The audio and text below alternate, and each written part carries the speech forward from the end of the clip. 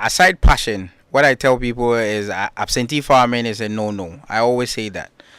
We've had a few clients who have had losses, massive losses. Imagine setting up like 39,000 CDs and you lose everything, because most of them are not in Ghana. They are either diasporans or not in Ghana at all, and they set up and give it to people that they think the people are not working and will take care of it for them.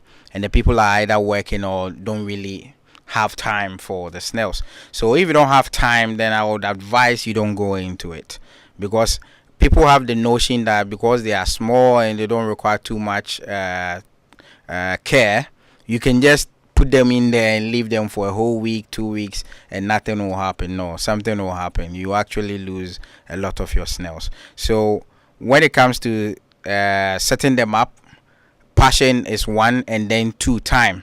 You have to be available. I think the most expensive thing with snail is the patience that you give them.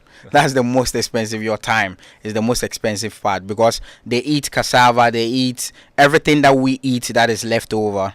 You can give it to them. So even your rice without pepper and without the sauce, you can give it to them. They eat fufu, leftovers, they eat all that. So if you want to also do feed for them, you can do your normal maize granules and then put them together and give it to them like gari mix in that form, and just put it on there, and that is not expensive at all. And even with about 1,000 snails, they can go through a whole sack of maybe their feed in like 3-4 months, unlike other animals that can do that in a day. Some even eat in a day about a bag of feed, on that. So in terms of time, I think 2 hours a day or an hour a day is ample time, especially if the conditions are good.